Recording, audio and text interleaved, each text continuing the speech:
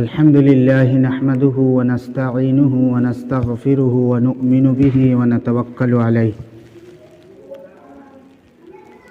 ونعوذ بالله من شرور أنفسنا ومن سيئات أعمالنا من يهده الله فلا مضل له ومن يضلله فلا هادي له ونشهد أن لا إله إلا الله وحده لا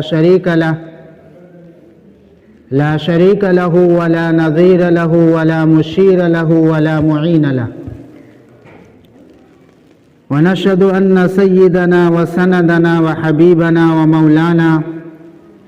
محمدا عبده ورسوله صلى الله عليه وعلى آله وصحبه أجمعين أما بعد قال الله تبارك وتعالى في القرآن الكريم والفرقان الحميد أعوذ بالله من الشيطان الرجيم بسم الله الرحمن الرحيم لقد كان لكم في رسول الله أسوة حسنة صدق الله مولانا العظيم وصدق رسوله النبي الكريم ونحن على ذلك لمن الشاهدين والشاكرين الحمد لله رب العالمين. میرے محترم بزرگوں اور دوستوں، اللہ تبارک و تعالی کا ہم سب پر بڑا احسان و کرم ہے کہ اس مالک حقیقی نے ہم سب کو ایمان کی دولت بخشی اور ایک اہم فریضہ یعنی نماز جمعہ کی ادائیگی کے لیے مسجد میں جمع فرمایا، اور تھوڑی دیر اللہ اس کے رسول صلی اللہ علیہ وسلم کی باتوں کو سننے کا موقع عنایت فرمایا۔ دعا کریں کہ اللہ تعالی مجھے صحیح کہنے اور ہم سب کو اس پر عمل کرنے کی توفیق عنایت فرمائے۔ میرے محترم بزرگوں اور دوستوں، خطبے کے اندر جو میں نے آیت کریمہ کی تلاوت کی ہے، لقد کان لکم فی رسول اللہ اسوۃ حسنہ، کہ اے ایمان والو تمہارے لیے تمہارے رسول کے اندر بہترین نمونہ ہے، یعنی تمہارا رسول بہترین آئیڈیل اور نمونہ ہے، جس آئیڈیل اور نمونہ کو تم سامنے رکھ کر کے اپنی زندگی کو کامیاب بنا سکتے ہو۔ آج ہر آدمی اپنی زندگی کو کامیاب بنانا چاہتا ہے، ہر آدمی یہ چاہتا ہے کہ میری زندگی کامیاب ہو جائے۔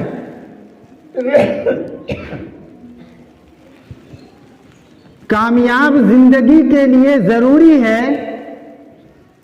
کہ نبی کریم صلی اللہ علیہ وسلم کی اتباع اور پیروی کی جائے، نبی کریم صلی اللہ علیہ وسلم کو اپنا آئیڈیل اور نمونہ بنایا جائے، کیونکہ خود اللہ تبارک و تعالی نے فرمایا کہ لقد کان لکم فی رسول اللہ اسوۃ حسنہ، کہ اے ایمان والو تمہارے لیے تمہارے رسول کے اندر بہترین نمونہ ہے، اس نمونے کو دیکھ کر کے تم اپنی زندگی کو کامیاب بنا سکتے ہو، تم اپنی زندگی کو بہتر اور خوشگوار بنا سکتے ہو۔ میرے محترم بزرگوں اور دوستوں، آخر اللہ تعالی نے اپنے حبیب محمد صلی اللہ علیہ وسلم کو آئیڈیل اور نمونہ کیوں بنایا؟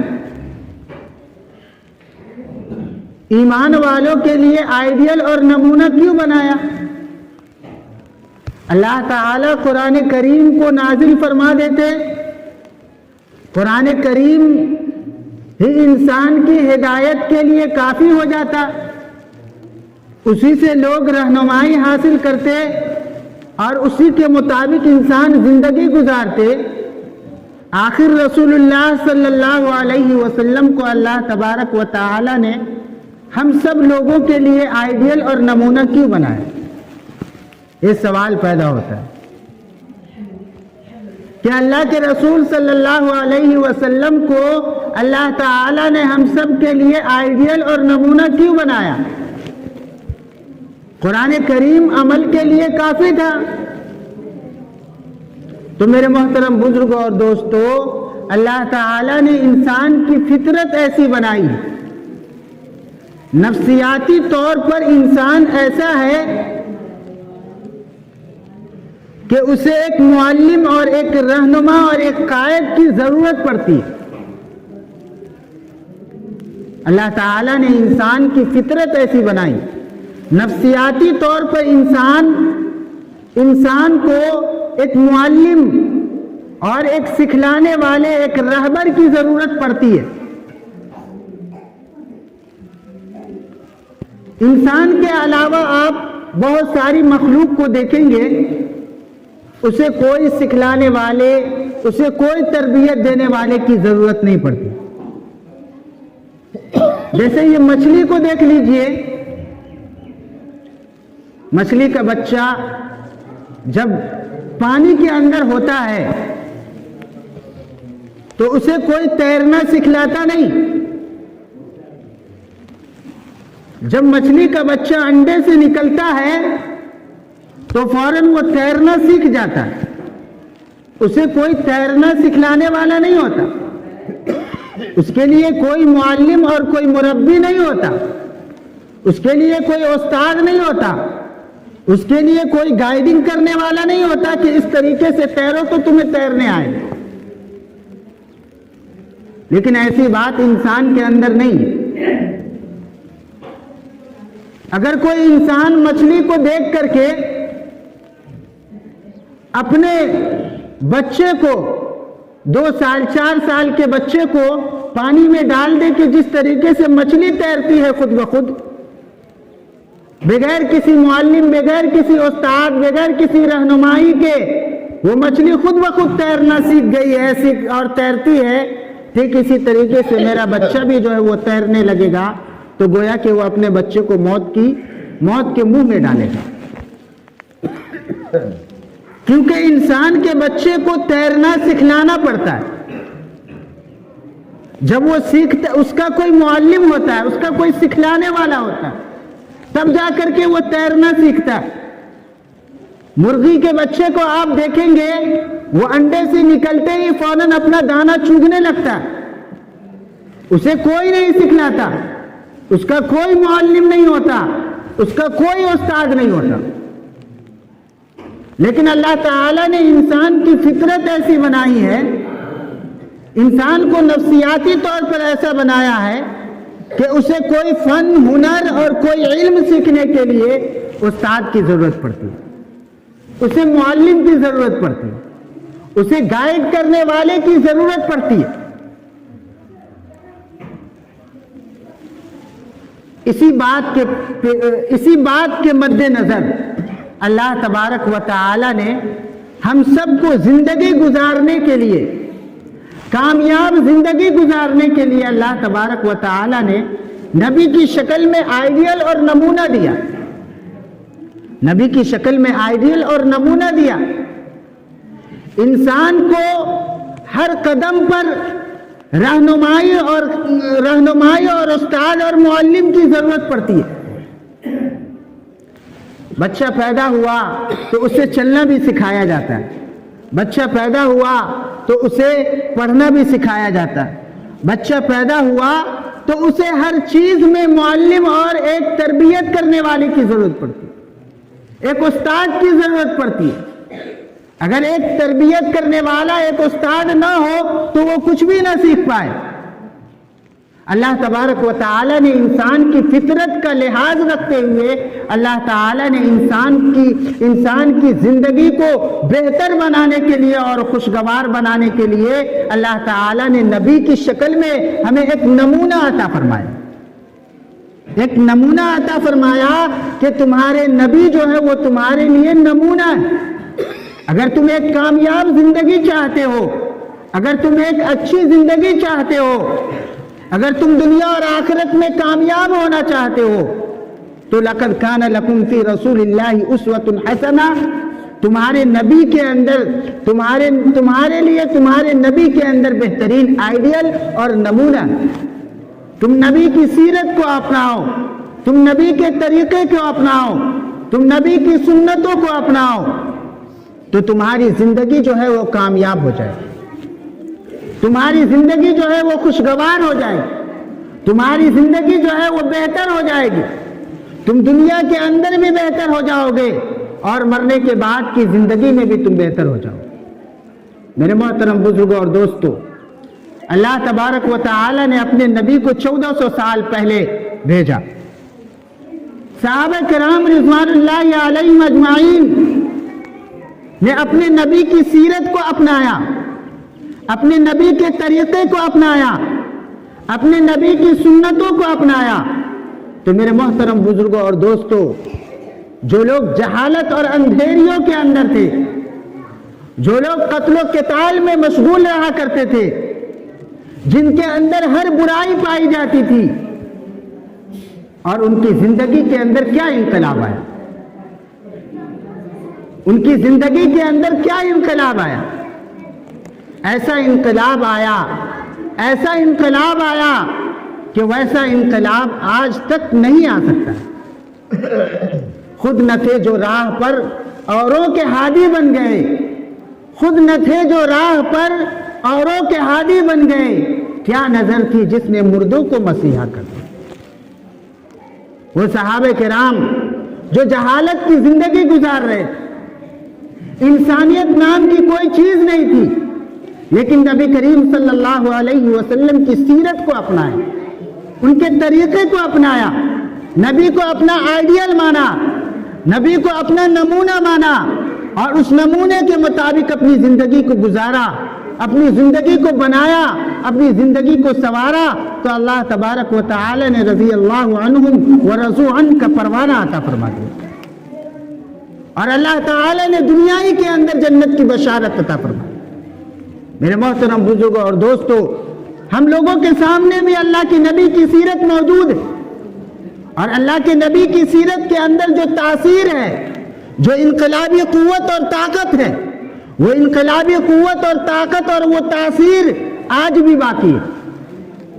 آج بھی اسی طریقے سے اللہ کے نبی کی سیرت کے اندر وہ تاثیر باقی ہے۔ اگر نبی کے طریقے کو کوئی اپنائے،